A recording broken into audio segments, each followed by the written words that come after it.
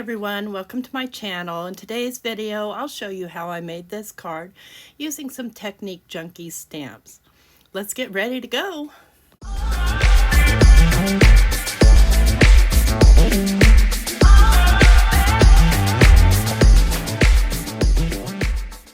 All right, so we have our stamps here. I have this Sarcasm, and I will link that down below because I put it in a different container. I've got the Collage S967 and the textured Newsprint, and I went too fast to tell you what it was, but I will link it down below. And I marked this die, or this stamp, with top and bottom because it's so tiny for me to see. And it turns out I marked it in the wrong spot, but I'll fix that later, no worries. And I'm using a full piece of 5.5 by 8 and 8.5, just so I have some, wiggle room here. And I just lay the stamp down face up. Now I'm trying to find the top there, so I need to remark this. And I did use some Simon Hurley ink in the color Wolf. It's a very light color.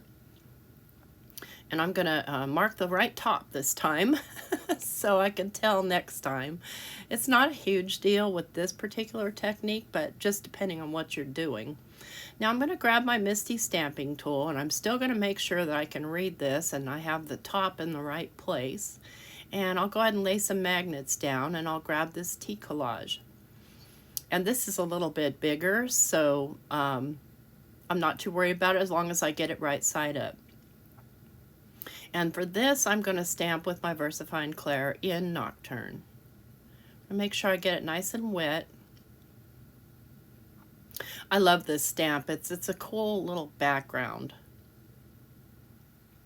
I'm just going to put some pressure on it here and get that stamp down. Okay, I'm happy with that. I'm going to leave the stamp in my stamp platform. I'm going to pull this out and I'm going to let it dry. I want to make sure that that ink is dry. Okay, now that this is dry, I'm going to pull out my Tim Holtz watercolor pencils and I'm going to start coloring it. And I do have this sped up, and I'm just rough coloring. Right now I'm using Rustic Wilderness for the little rosemary sprigs, or I'm assuming that's what those are. And again, just rough coloring because I'm going to later come in with water. So now I'm going to come in with my peeled paint, and I'm going to do these leaf clusters with the peeled paint. This is super fast and easy, and I love these pencils. And don't forget, once I get 2,000 subscribers, somebody's going to win the entire set. So I'm just roughing them again, and now I'm going to come in with the crushed olive, and I'm going to do these large leaves. Just roughing them in. Okay, happy with that. Now I'm going to be using, this is fossilized amber for the, what do you call, the peelings of my lemons here. And then I'm going to come in with mustard seed and lightly just roughly fill in the yellow parts of the lemons. Okay, and I'm going to come in, this is antique linen, and I'm going to do my tea bags with the antique linen. And I'm going to do the little honey dipper with wild honey. Perfect color. Now we need to do the cinnamon sticks, and I'm trying to decide, and I think I'm going to do the cinnamon sticks with the fired brick. Kind of a reddish brownish color. And then I'm going to go in with the anise flowers and do it with the vintage photo. I'm going to do the tea. I thought I had the tea color, and I might still have it. I couldn't find it though. I'm just going to go ahead and come in lightly with the vintage photo. You notice I'm holding my crayon very lightly, or my pencil, and then I'm going to do my cup in speckled egg. That's all the coloring. Now what I'm going to do is I'm going to get my little fine tip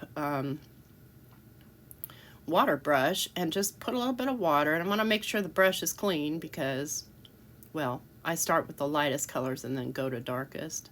So that's how I clean my brush. I'm just going to grab a little bit of water, and then I'm just going to start spreading the color around. And I'll do most of this off camera, and I'll be back once I've got all my color spread around. So I've got my color spread around, and I wanted to show you if you want darker areas, I go directly onto the crayon and use my fine tip brush to kind of fill in those colors because I wanted my rosemary to be a bit darker. So it's very, very easy to do with this really fine tip brush. And the brush is actually pretty easy to clean too. So that's always a plus for me. I'm just kind of filling in these little rosemary leaves.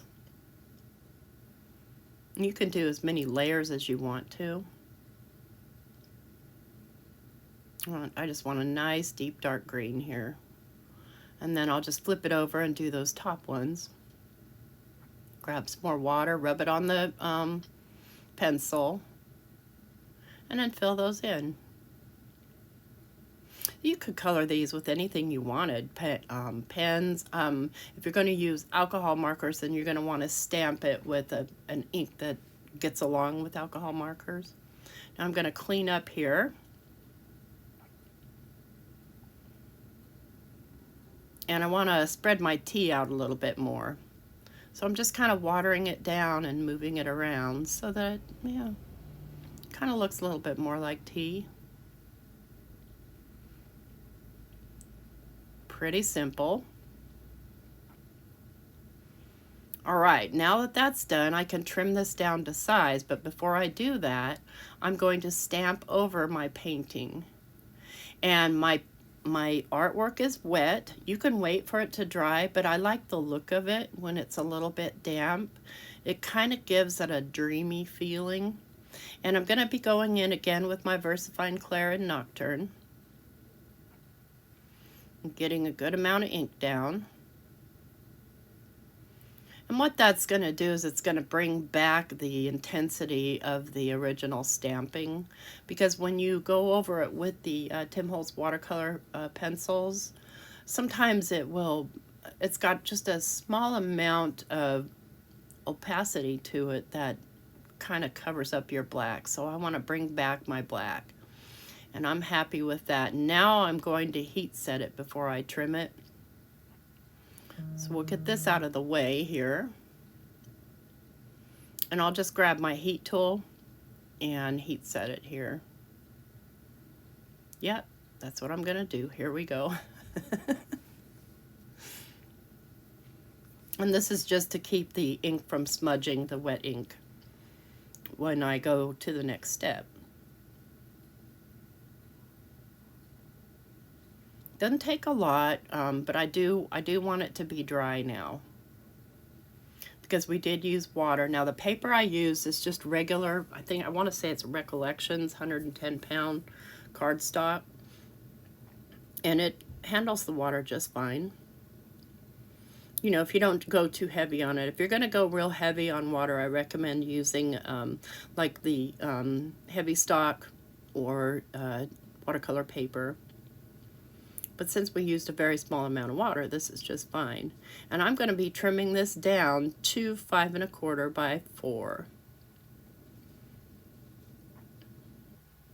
And I find that by doing it on a larger piece of paper, yeah, it could be a little bit wasteful, but I really like the end result of it because I have more control over where my colors and background are.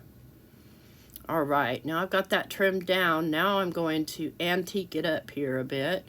I'm going to go ahead and grab my Distress ink in Vintage Photo, and I'm going to edge it really deep in. So this is going to give it that warm feeling, that warm fuzzy feeling. And notice I'm going deeper in on the corners. So there's still going to be a little bit of white here, but mostly it's going to be, you know, more of an antique-y color. Then I'm going to take this same brush and I'm just kind of going to lightly go in multiple spaces just to bring that warmth all in together. Then I'm going to go in with my walnut stain and deepen, darken the edges even more. And this just pulls it all together and gives it that warmth. Fighting a sneeze here, y'all. Voiceovers, I'm telling you. Yep, and couldn't stop that sneeze, so I paused you here for a minute, but that's okay. So the next thing I'm going to do is I'm going to take and poke a hole, but I wanted to show you, this is my handmade vellum, and this is stampable vellum. And I have a video that I'll link down below where I show you how I make this stuff. And I'm going to take my Sarcasm and I'm going to stamp it directly onto the toothy side of the fake vellum. So it's basically just a piece of tissue paper that's been laminated onto some sort of frosted laminating sheets. So I'm just going to stamp this, and I'm going to do it with the Nocturne. I'm going to stamp it towards the bottom because I'm going to be trimming this down, but I found that when I'm doing this, I can almost never get the stamp on there straight, so I like to leave room to trim. And I'm just going to give it a little bit of a shake here to kind of dry the ink. And what's cool about this is once it's dry, it doesn't smudge like it would on regular vellum. And, you know, it stamps nice and dark and doesn't spread as if like you were going to do it on tissue paper. When you stamp on tissue paper, it tends to like to spread a little bit. So I'm going to go ahead and just make sure I get this nice and straight. And what I'm doing here is I'm cutting a tea bag. So I want to leave some room here up at the top. Let's take a look. See if I like the size. Make sure it's all straight. We'll see here. And I'm going to just take a piece of, I'm looking for my tool here. Well, I can't find my tool, so I'm just going to take a piece of scrap paper and I'm going to cut a corner off it. And the reason I want to do that on scrap is because I can't cut straight to save my life. I wouldn't be able to get these edges even. So I'm just matching up that edge and clipping off, and then I'm just going to flip over the little piece of fake vellum and trim the other side so that they're even. Otherwise, yeah, there's just no way. No way I'm getting that even. And then I'm going to take and I'm going to use my little brush that's already got ink on it, and I'm just going to ink the edges of my tea bag here.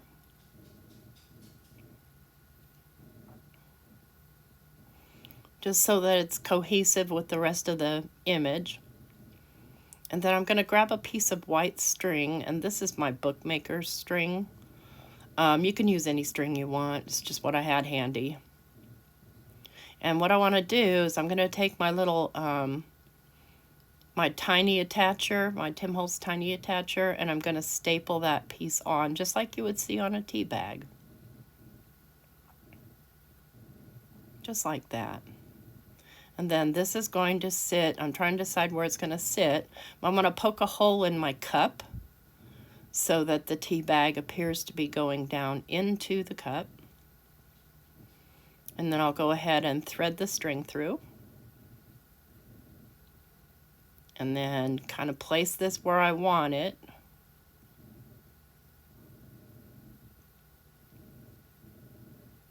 Yeah, I think I'm going to have it right about there. And just readjusting my little string there. And I'll be putting a little glue on there so it doesn't come undone. So I'm going to grab my glue, and I'm just using art glitter glue. And I'm going to put a little bit of glue on the back of the tea bag and a little bit on the string. And I'm going to press it down where I want it. So it's not going to be glued down anywhere but where the staple is. And a little bit on the string, and that glue will dry clear. I'm just kind of holding it down so it kind of grabs hold so I can continue to work on the card.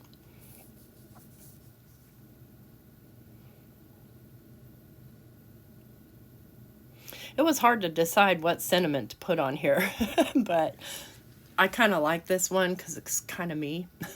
So, you know, and I'll be gluing this down to and I'm actually going to pop it up onto a craft colored card base.